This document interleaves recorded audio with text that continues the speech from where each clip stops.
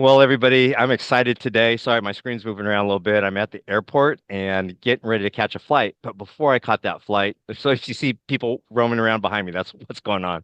But I'm really excited because today we have Cathy Jameson, and I felt it was so important to get her interview that I figured no matter where I was going to get the interview. So I hope the Right. sound's okay. But anyway, Cathy Jameson is a PhD, and we are very excited to have her because she is the founder of Jameson Management Incorporated, which is an international dental consulting firm that offers proven management, hygiene, and marketing systems for helping organizations improve their workflow and efficiency in a positive and forward-thinking culture. I think those are some very important words. With a background in education, communication, psychology, and management, she worked alongside her husband, Dr. John Jameson, as his office manager, helping the practice develop the systems for success. Now she and Jameson consultants have helped over 2,500 dental practices in every state in the US and 31 countries. So those are pretty amazing statistics there.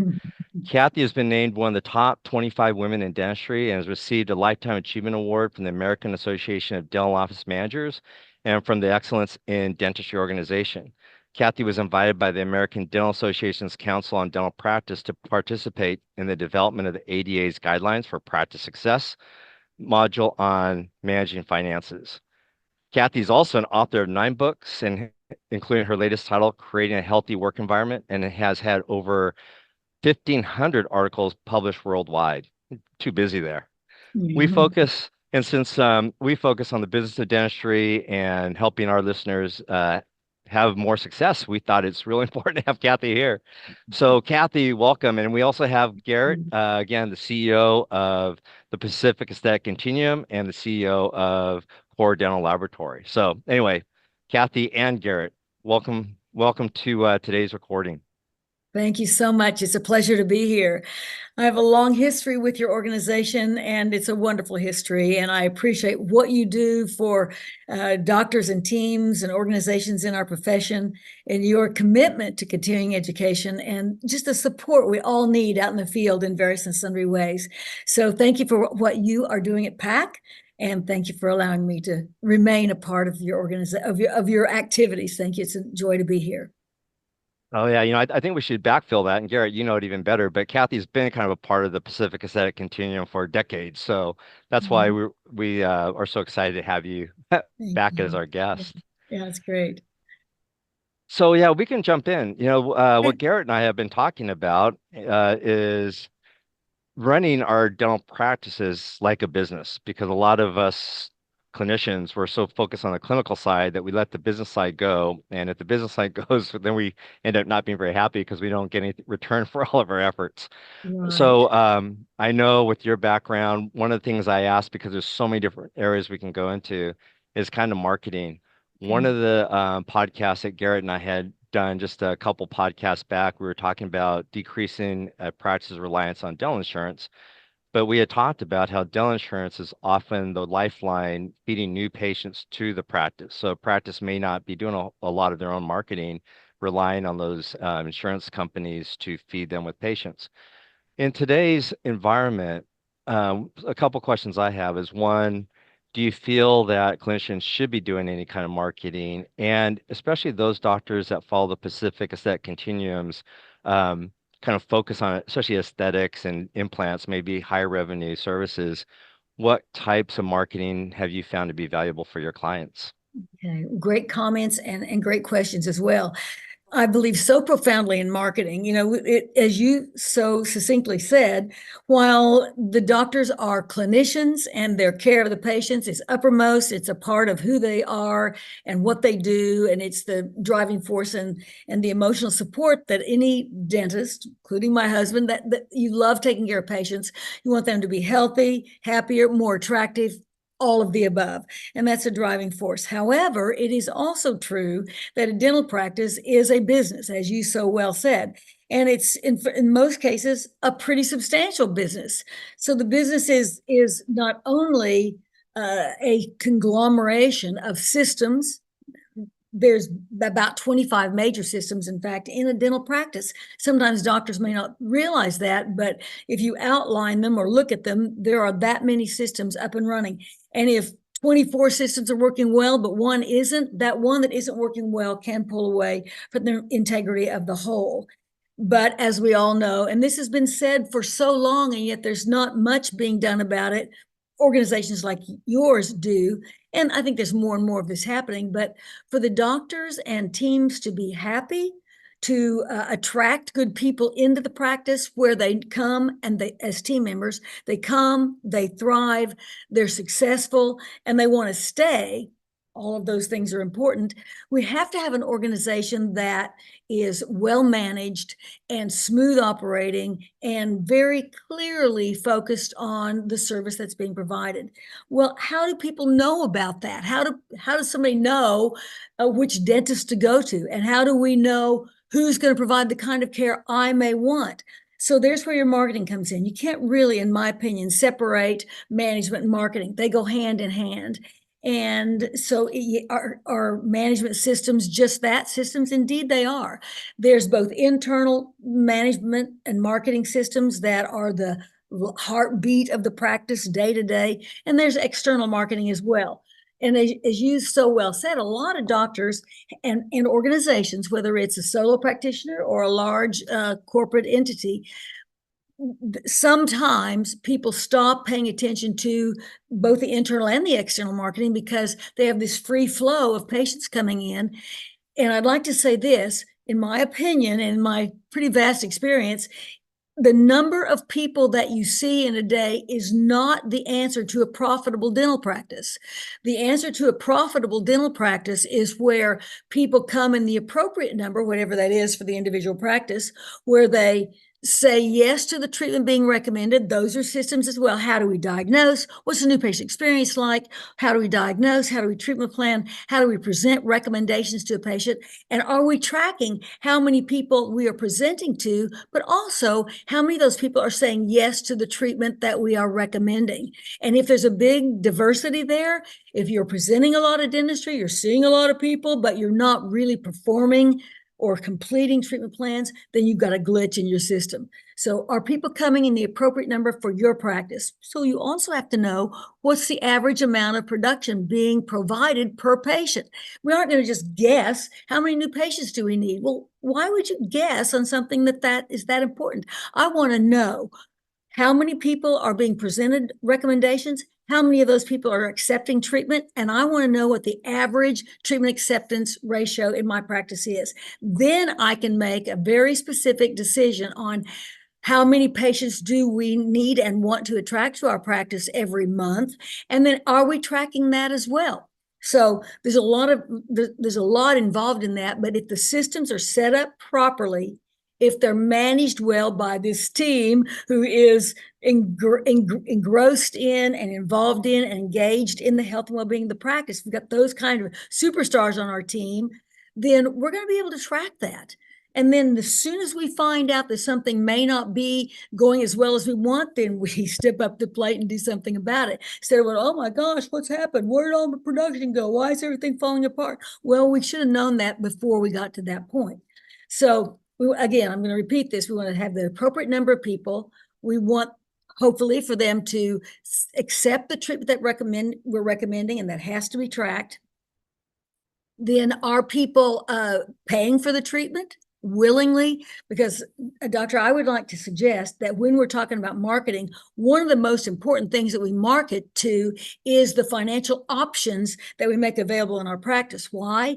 According to the American Dental Association, and everyone knows this, but it's true in today's surveys done by the ADA, money is the main reason people either don't come to the dentist or don't say yes to treatment. Either one of those is going to be a detriment to any practice that wants to thrive. So in a healthy practice, you want excellent systems of financial options set up. You want your team exquisitely engineering those systems, be able to speak to them, listen to the objections a person will have. I mean, we're living in a very highly inflationary time. So it is an issue. It's an issue for everyone. So I want to be able to respond to that. I'm not going to say, oh, nobody in my practice can afford the dentistry.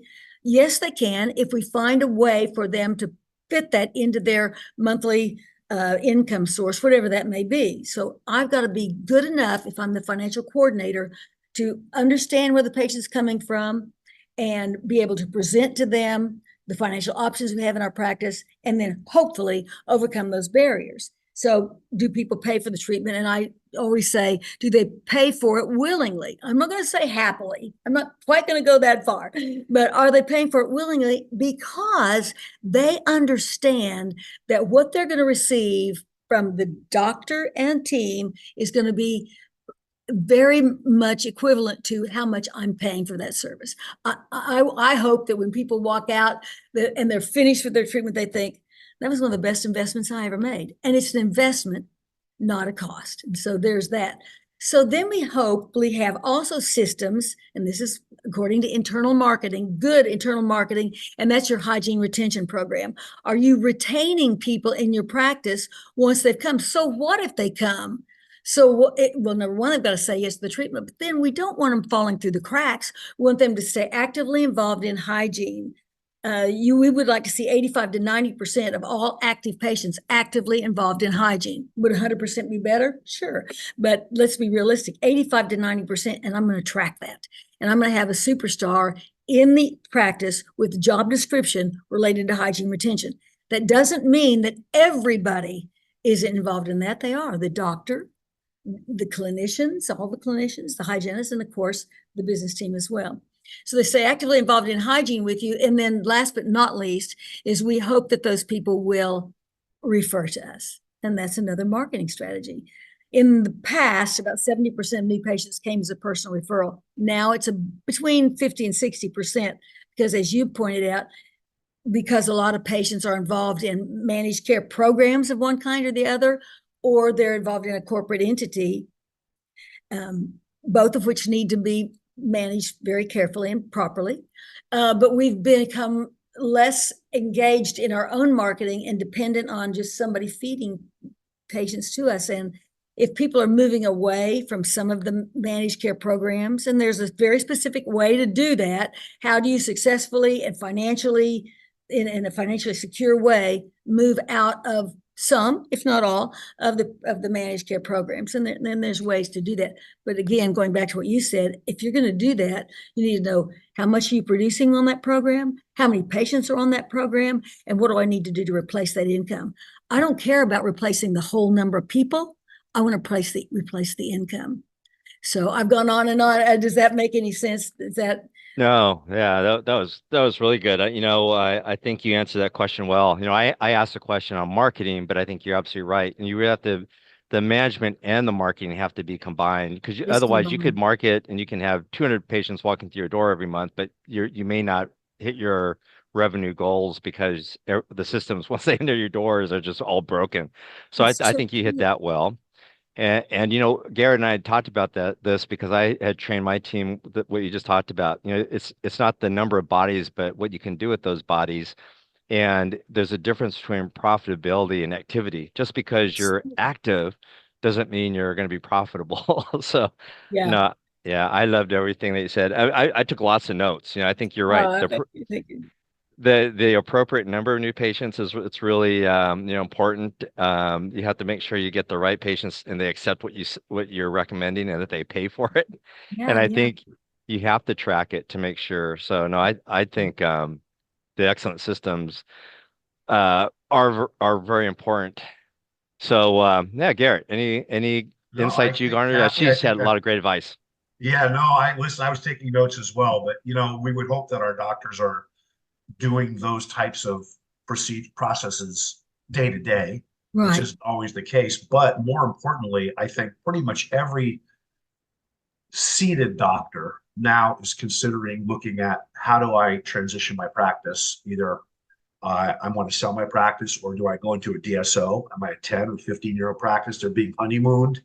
And all of the things that you're talking about, I think are, at least with the doctors we're working with, they're asking, how would disconnecting from insurance affect my profitability?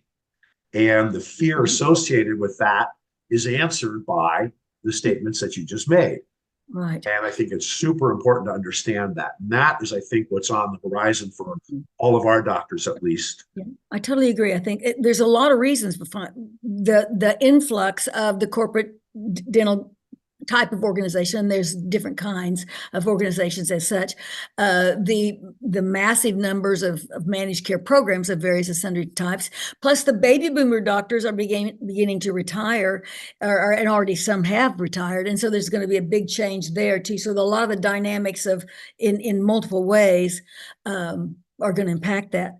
One of the things that we focus on a lot at Jameson Management, because we do have an entire marketing division, and so in speaking with the marketing experts that manage that division of the company, they said that one of the things, if not the most important thing that they're working on right now, again, as Dr. Miyasaki just said, to me, the management systems are a part of the marketing, because you want every single person listening and every person, hopefully doctor in the world, we want patients to have the kind of experience where they will go out and tell other people about us, of course. So it goes back to, what is the mission? What is the vision? What kind of practice does Dr. A, Dr. B, Dr. C want? What does John Jameson want in his practice? What does Dr. Miyasaki want in his practice? Every doctor has the ability or the right, if you will, to have a practice that reflects their own desires, their own loves, their own passions. But we have to know what that is. And if I'm on a team and I want to follow that and I want to help that become a reality, I've got to be very clear on what that is. What is our mission? Have we built that together? What are the values that are absolutely imperative in everything that we do? And then the vision is, what does that look like? What does it look like now? What's that going to look like as we move forward? And are we all on the same page about that? So again, whether it's the management systems or the marketing protocols, all of those need to reflect the who that an individual doctor or practice is and what it is that they're providing. And then to make sure that every single experience a patient has epitomizes that. So when we're looking at inviting patients to come in, of course, personal referral is still a major source of new patients. So that's why I don't care if I'm the person answering the phone or greeting the patient or at the chair, if I'm the doctor, no matter if I'm the financial coordinator. Interesting, Garrett, I've asked hundreds of doctors, have you ever sat and listened to your financial coordinator make a financial arrangement? Which that's where the rubber meets the road. Somebody may say to John Jameson, oh, yes, Dr. Jameson, you're the greatest. Oh, you're so good. Oh, yes, yes, yes, that's just what I want. Thank you so much. Then they sit with me and I confirm the treatment. I confirm that this is what they want. And yes, yes, yes. And then we begin the discussion about money. And the final close, if you will, the final close comes when the person says not only yes to the treatment, but yes to the financial agreement. It's a written financial agreement where someone agrees on the total fee and the method of payment. So I don't think any doctor I've ever talked to has ever said yes. I've sat down and listened to my people make a financial arrangement. Rubber meets the road right there. But going back to pure marketing, and you can call this internal or external, actually, because the website is one of the most powerful vehicles in marketing today. So a doctor must ask herself, do I have a professional designing my website where the website really reflects who that I am? And does it reflect what I'm doing? Does it reflect the care that we're providing, the services we're providing? And do I have a pro helping me, or am I trying to do this, even though I have never had any training in how to develop a website? Is there somebody managing that, updating it? Are you revising it as need be? If there's new people coming in, if somebody has left, if you've added a new dimension, if you want to orient your practice towards comprehensive care or aesthetics, do people know that about you? Does your website say that? And the other thing about a lot of websites, and we look at them all the time, a lot of websites are more about the providers than they are about an invitation for a patient to come and join them. For example, we offer the best care possible. Our doctor is the greatest doctor on the face of the earth. Those kinds of things. Instead of that, the words, the dialogue, the written communication in that website needs to be all about the patient. You will find when you come to our practice, you will be given da da da da. We want the language, and if you read a lot of the copy on the websites, it's all about the practice, but it's not really about the patient. And remember this with them, what's in it for me? So we want the website to be what's in it for the patient and have it be oriented towards that. And again, a website probably needs to be totally, completely revised at least every 3 years, but you need to have a pro monitoring that, reporting on the track and tracking what's happening. Google reviews are huge in marketing today. Even more new patients are coming from, well, when somebody goes on and does a Google search, the very next thing they will do almost always is go to the website. And again, sometimes that is so difficult to do. You need to make this easy, doctors. You need to make this so easy. It is the hub of all of your efforts. And remember, that's the first door your patient's going to walk through is that website. Once, and it's going to take a while. Marketing experts tell us that it takes 5 to 7 contacts or touches that a patient may receive before they actually pick up the phone and call and schedule the appointment and then show up. So it could be a personal referral. It could, who do you go to for a dentist? I need a new dentist. So I go to John Jameson. Oh, great. Then I'm going to go to Google and I'm going to look him up. Then I'm going to go to his website. Then I'm going to maybe look at the reviews by other people. There's going to be several different touches before the patient picks up the phone. Then all bets are off unless this person answering this telephone is a superstar.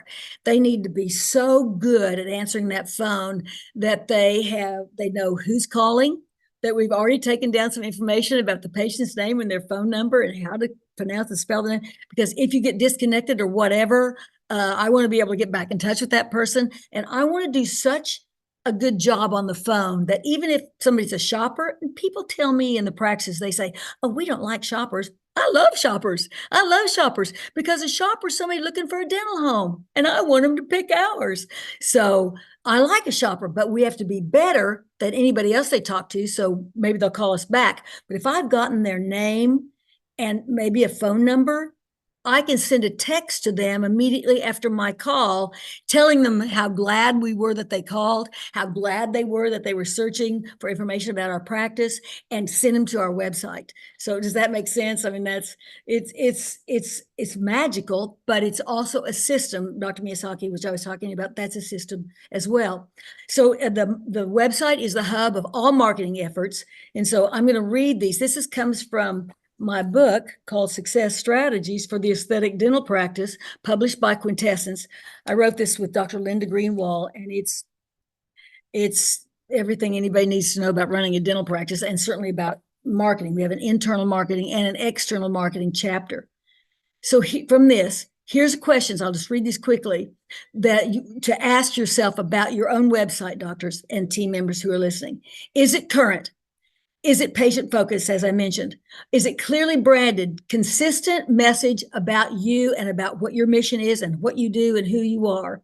Does it reflect your practice effectively? You might even have people look at it and see if it does. Is it easy to navigate? Sometimes the websites are so difficult to get around, you can't even find what you want to find. Is the content unique to you? Is there someone dedicated to making sure that it's working effectively? Somebody on your practice, a pro, somebody needs to be tracking it, making sure it's working and working well. Again, who's managing it? And are you getting reports from your website about the traffic that you are getting? You want to make sure that it's working and getting some results. Otherwise, it'll need to be changed. Is it updated when somebody leaves, as I mentioned, or when you're inviting a new person to come on board? And that might even be a new doctor. Or have you added a new treatment mix? Have you added a new treatment technology or system to your practice? Have you added some technology?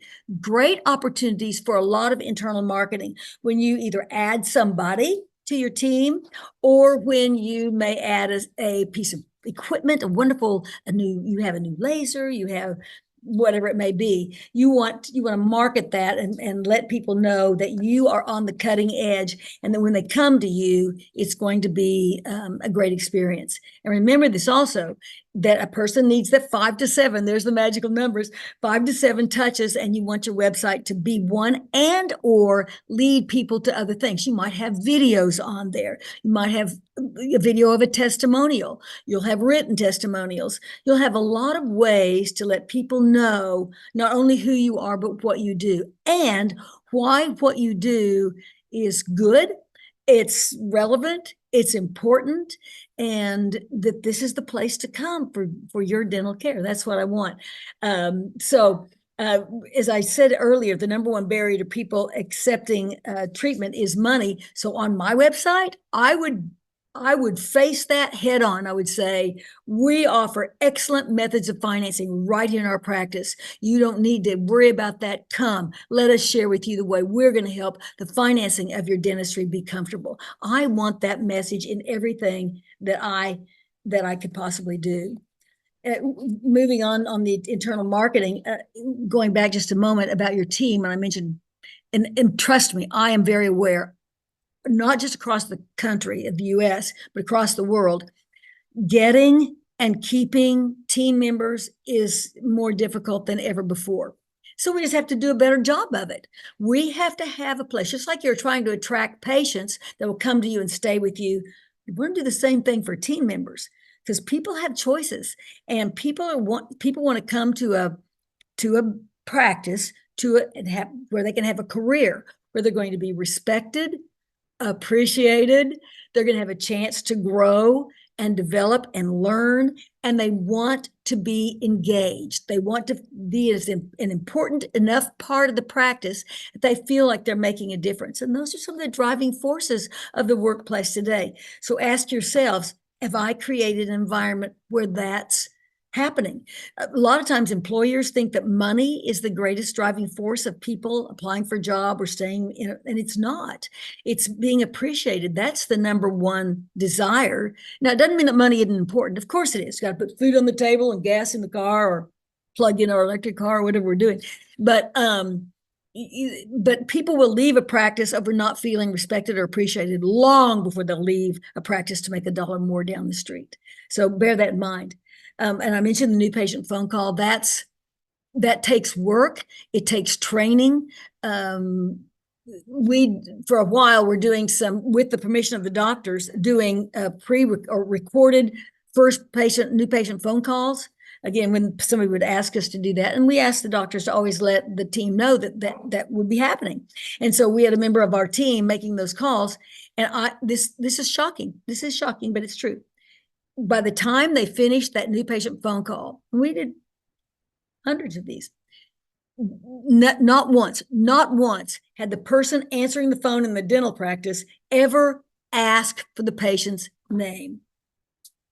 It's like, what? But it's true. I'm like, oh my God. So little work on the new patient phone call. That would be critical. We like for you to send welcome information to a patient, because what we're trying to do is when they call and we get them scheduled for an appointment, what we don't want is for them to break the appointment or not show up. So send them some information. Send them to your website if they haven't already been, but also send them to digitally. You could do hard copy if you want to, but digitally send them some patient information sheet, the health history forms, some wonderful, maybe a brochure about your practice. Again, connect. What you don't want is for people to fall through the cracks and be a no-show. That's the worst thing. And if you're scheduling a really quality new patient experience, you're probably scheduling an hour and a half, however long, and you don't want those openings or those last minute voids in the schedule. So again, all of this will help tie the patient to you. We like to do a smile evaluation for a patient where we just have 10 questions, very easy. You can either send it to them before they come or have them fill it out when they get there, just asking them what they're looking for their smile, for their mouth, their teeth, and their smile. And give patients a chance to think that through, and then be very careful about responding to that and making sure we're listening carefully and integrating that into the proposal we're offering to the patient. Pay attention to your office decor. That's a part of internal marketing. Is it welcoming? Is it clean? Is it neat? Is it fresh? Is it current? Is it always kept pristine, including the patient restroom and so on and so forth? Are you offering toothbrushes and toothpaste and things for them to take home with your, those seem like things we've been doing for a million years. They're still good. Chapstick and so on with your logo. You want your logo appearing everywhere. And I think one of the most important things that you will ever do in your practice, and I hope most practices are doing this, and that is use your photography. Take photography on the new patient, and that will be your baseline. And we use the AACD. We recommend that, those photographs recommended by the AACD. And if you or members of your team are not great at taking photographs, get a pro to help you learn how to take those photographs. And that'll be your baseline with your patients. And then also with permission from your patients, you can show some befores and afters in your social media, which is the critical part of marketing today, the social media. So you're building all of this and then putting out into the world through various social media, whether it's Facebook or X or Instagram or whatever you're using, or all the above. You want to be constantly 3 to 5 times a week posting something to your patient family or to the universe, as it were, and letting people know what you're doing. And about 80% should be things about your community, things that are happening in dentistry, some fun things. We just did a fun run to raise money for breast cancer awareness, those kinds of things. And about 20% specific promotion of a dental procedure. Tooth whitening, veneers, whatever it may be, whatever it is you're doing, whatever you want to promote. And remember, just because you promote something once doesn't mean the world has gotten it. Don't forget to promote patient financing as well. Look at society, look what's going on in the world, and respond to that. So financing is one of those things. Cathy, So, yeah, can I jump in here real quick? you bet, please. Because I have a bunch of things you just blew my mind. So on the Jameson Ranch, they have the 6-legged milk stool, but you're telling me about the 3-legged milk stool. So we have systems, obviously important, marketing important, and it's vast. But how does a doctor have confidence in delivering those procedures and then feel comfortable marketing and putting him or herself out there and their team out there? We know the team evaluates the doctor's abilities. We know that. We know if the team doesn't think they're working for a great doctor, they're not going to sell it. That's right. We know that the doctor's not going to prep and pray. And I'm sort of going to segue into the pack, because we're talking about marketing and we're talking about systems and we're talking about putting it out there and being on the cutting edge. But what does the doctor need to be able to do to be able to be sure he or she can deliver those procedures competently? Well, it's such a good point. And you and I and Dr. Miyasaki, we all believe in continuing education. I'm going to tell you something that John said. John went to Creighton University, fabulous dental school. They had done so much clinical dentistry before they graduated. It was like more than most schools in the United States. He had a great experience. But when he made a commitment after he got out into the world and had his practice out of dental school and was out practicing, he then went through a continuum of postgraduate dentistry on comprehensive restorative, and then went into multiple continuums on aesthetic dentistry, because he decided that's the kind of dentistry I want to do. I want to do comprehensive restorative and aesthetics, and I want to have the best hygiene program on the face of the earth. So he constantly invested time, money, energy, and effort into continuing education for 30 years of practice. I mean, he's done that, and he will never stop learning, because dentistry evolves constantly. So the person who thinks they know all there is to know about marketing, management, or clinical dentistry, they're already on their way out. So I agree with you. When you go to those classes, then what John would do would come back and he would then teach his team. We would have, and some people might think this sounds awful. It's not. His team loved it. He would come back and teach his team, or take his team with him to the continuums, because we wanted 2 things: all of us to be excellent at what we did, And number two, be able to talk about it with enthusiasm and confidence. So I was never the clinical assistant, but I'm in the business office and people would ask me things and I wasn't about, do you think I really need this? Oh, is he any good at this? What will happen? And I'm able to pull out my book and show them befores and afters. And you're right. If the team isn't confident in the doctor's clinical dentistry, number one, the doctor shouldn't be doing that. And number two, they won't promote it. They won't promote it, and probably before long they'll be gone. I don't know if I answered your question. I hope I did. It's a very good question. The day that somebody stops learning is the day they need to put their handpiece down. I mean, it's Yeah, over. I think it's since we had COVID. COVID was another paradigm shift in the Oh, way people get dentistry, and there was kind of an excuse to it too. We've taught for 30 years together, Cathy, and we know that everyone gets excited about taking postgraduate education, but when it comes time to give up that weekend or give up that Friday, you go, oh, I'll do it next year. I yeah. really want to do it, but I'll do it next year. But I feel now with my experience and looking what's happening in the business of dentistry, you can no longer afford to procrastinate on education. And there's programs like the PAC that offer scholarships for doctors, high level access to top world class clinicians and management consultants like yourself. And still, we're having resistance to I believe, what is the understanding of the importance of that and how that can be a life changer. Literally, I will say that every one of our doctors at the lab who has a significant lab bill, which reflects greatly on the volume Yeah. of their practice every month, about 90% come from postgraduate educational references, programs that we've been involved in that are doing great dentistry, the kind of dentistry they want to do. But we have a challenge here since COVID.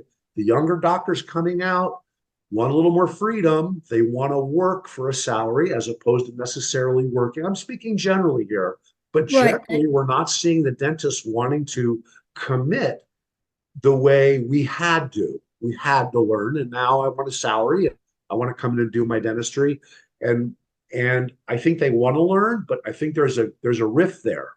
And so I don't Mhm. know. How do you feel about that? Do you see that? I do see that. I do see that. And you make so many good points. People want their free time. They want to work a minimal amount of time and have more or equal amount of free time. And so if somebody's worked 3 or 4 days in a week, but then now is going to go for 3 or 4 days to a continuing education program, they and invest, time and money and all that. There's less of a desire. I think that one point in time, it was just a known. You went to CE, and there's still requirements for that, of course, but it was exciting to look at new things to do. And I still work with a lot of young doctors who still they're going back and studying implants, or they're studying aesthetics, continuing to study aesthetics, or a lot of the things they just don't get totally and completely in the dental schools. Although the dental schools are coming around a lot and doing more and more of that too, which is great. But I think you just have to, like we talked about on the website, everything has to be about what's in this for you. And so in the continuing education realm, same thing is what's in this for you. Like if somebody becomes involved with Jameson Management, and if your doctors and whoever's listening is interested, they can find out about us through info@jmsn.com, jmsn.com. And you can go in and see a lot of the things that we offer, because we've changed too. We still do the in-office consulting, like you have in lab or in person continuum. We also offer virtual coaching, because some people don't want to leave. They don't want to get on a plane. They don't want to fly away for 3 or 4 days. So we do virtual coaching, and we'd already started doing that before COVID, but boy, were we glad we already had those modules, because we have modules on all the 25 systems of the practice. So somebody can get one or all those modules, and then as a team watch it. And then if they want to have a conversation with a coach to help them implement that, they can. And then so we have a program called Grow, Grow, and it's just what I said. It's all the 25 major management and marketing systems where people can learn where they are. And so I think CE as a whole has actually gone into different realms, so to speak, of teaching in different ways. However, you're going to do implants or you're going to do aesthetics or something. And you and I both know this. And I've seen magic. I've seen, and I'm going to use an example of an aesthetic program. So doctors come and they have a patient and they're doing an aesthetic case. And then I've seen, and it looks good. And then I've seen a master clinician come in and contour or help them learn how to contour that even ever so slightly. And it's like magic. It's the difference is night and day. And so do I think I can learn from somebody that's done this a little bit more than me? Yes. So there's nothing that really will ever beat the hands-on experience, but it can be supplemented with virtual or other modalities. There's no question. And so I think CE has evolved to meet the needs, just like I said, the WIFM, the needs of people out there. And so when you're speaking to practitioners who maybe don't want to travel or don't want to leave their families or just they want their free time or whatever, it has to all be about what is it are you looking for? What are you looking for? What do you want? And are we providing that service? And if so, in what way? And how will this benefit you? The more concrete a continuing education program can be in terms of the end results, I think the better response they will have. Does that make sense? Kathy, that's great. Yeah, and Mike, one of my questions is, does Jameson offer, and how important do you think it is for associates to get consultation, regardless of it being a dental practice consultation? In other words, I'm a new doctor. I'm trying to figure out where I want to go. How do I get consultation? How important is that? It's very important because, first of all, a doctor just coming out of school, let's say, or somebody maybe who's been whatever situation they've been in, they want to change. It's helping them, and I'm a certified life coach, so I do this all the time, but help people know what is it that you want. Sometimes you just have to peel the layers of the onion because somebody's never really thought about that or gotten clear on that or had anybody help them and support them in really getting down deep into the gut and say, what is it that you want? This is your life's career. If you were going to find joy here, joy, satisfaction, fulfillment, financial security, what do you want? What brings you joy? And I think that's my own personal coach says the purpose of life is joy. So I want people to come into the practice every day with joy. Doesn't mean there's not going to be some challenges now and then, but with joy by seeing the difference they can make in the lives of people. But then once they come to terms with their own mission and their own, again, mission is a statement of purpose, who you are, what you want to do, and how you want to do it, supported by the values that are imperative to you. And I encourage doctors, young doctors or associate doctors, to not compromise that, because I said there's some place out there that will fit for you. There is. Don't just go to the first place, and don't just go to the place that maybe offers more money, because after a while you might make a little bit more here than here. But if you're not finding joy, so what? And if they do well where they are because they are fulfilled and satisfied and respected and appreciated and allowed to grow and allowed to go to CE courses like yours and encouraged, John sends all of his associates to CE because he wanted them to have the same kind of experience as he had. He says he could teach them, but he wanted to send them to pros, to the pro educators. And they would come back enthusiastic, committed, better dentists and better people. And so again, when you're looking at budgeting, budget CE into your budget. About 46% of a budget needs to be internal and external marketing. But a percentage of your budget, 2 to 3%, should be CE. Because as I said earlier, there's never a day when CE stops. There's never a day when learning stops. And so hopefully that can be instilled into the young doctor as well, where if they're going to give up a weekend, a quarter, or whatever it may be, it's worth it. And again, if they really absorb themselves in what they're learning and they take that back to the practice, there'll be financial reward for this too, personal fulfillment reward and financial reward. So it's all good. Have people think this is an investment I'm making in myself, an investment I'm making in my team, an investment I'm making in my patients, but it's also then ultimately an investment they're making in their family. So does that make sense? Does that? Yeah, no, it makes perfect sense. And you know what? As I think as I listen to everything, I've got lots of notes here I'm taking. But Good. I think we're all on the same page. It's just that you say it a lot better. So I'm glad we have you Ah, here. oh, good. Thank you. You know, one of the things I always tell the young doctors is that if you're not working towards your dream, you're probably helping somebody else work towards theirs, right? So if Yeah, you're just yeah, yeah. so that and that's one of the things that frustrates me is I meet so many of the young docs today that are just working, as you mentioned, just kind of working for a paycheck, but they're not really working towards any end goal. Whereas when we got to dental school decades ago, we kind of have an idea of the kind of practice we wanted to develop. And then we tried to develop that practice so that when we went to work every day, we felt really good about what we were doing. So Yes, I hope a lot of the young doctors take what you just said to heart, and they actually think about what they're trying to build, and they spend the next 20 years, 30 years building towards that. So I think that's really important. I agree. One of the things I want to say is I'm glad we're recording this because, as I mentioned, you had a lot of great ideas, and we appreciate you. So I hope you know that. Thank No, you.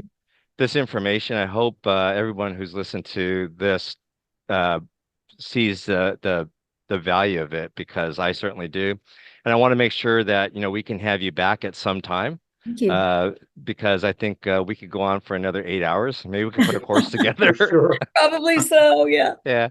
But a Uh, couple of the takeaways is number one, you mentioned before the management is part of the marketing or vice versa.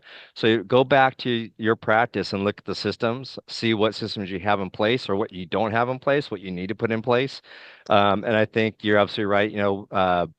Kind of this we can do our diagnosis or exam our diagnosis, tell the patients what they need, and then when they go to the front, hopefully they can get scheduled and payment arrangements can be made, and just want to make sure that that system is kind of seamless and everybody's on the same page.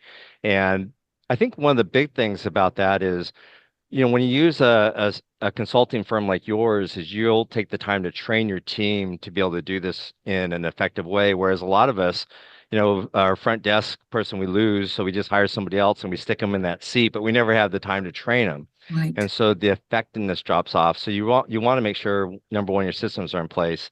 I think number two, I asked about marketing, but I think everything that you mentioned is part of marketing. So you said as soon as we make contact with the patient, we should connect, connect, connect. And I think that's today, how many times do we see a patient on the schedule? They could be a new patient or existing patient, and then they just don't show up. Today we see a lot more of that than we did 10 or 20 years ago. And I think that's one of the important reasons to stay kind of in their um, mind so they don't forget about us.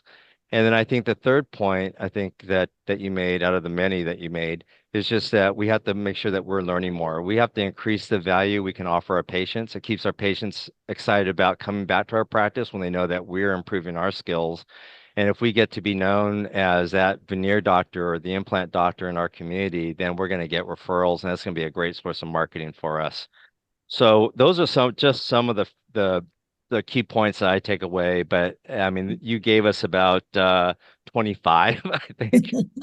And no, I hope we can have you back in the Love it. not too far future.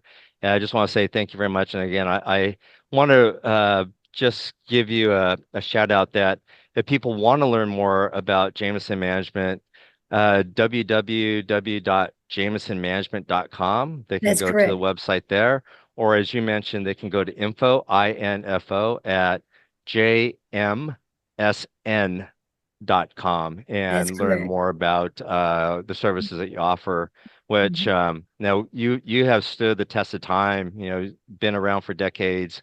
And so we would encourage people that want to grow their practices to actually check Jameson Management out. Thank you.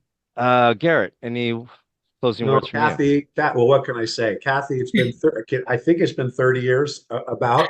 I think so. We've known each other for a while. Maybe 20. I don't know. It's been a long time, and you've had a big impact, positive impact on my life and my career. You're always there when I need help in my life coaching. Kathy's always available, picks up the phone. Just a beautiful woman, phenomenal psychologist, I guess I should say, Thank because you. you really know what you're doing. But Kathy, you've been a great friend, and today is fantastic. There's so much change happening in dentistry right now, There's so many questions that all of our doctors have, from the doctors that are thinking about transitioning to new doctors coming in, to the whole DSO world, to the insurance world. I think you need to talk to somebody who really can give you good, simple, concise answers. And I really Right, know that you're the person for that. It's right. been so wonderful having you today. Great Thank teaching with you. you all these years. And we're going to do this again really soon, because we Let's have another do. chapter we need to talk about. So, Cathy, thank you so much, and give Big John our love, and I everybody in the will. family. We appreciate it so Thank much. you. Thank you. Thanks to both of you and to all of your listeners and your fellow students. And I wish only the best for all of you. All right. Well, thank you very Thank you. much. Thanks. Talk to you Thanks, soon. Cathy. All right. Bye.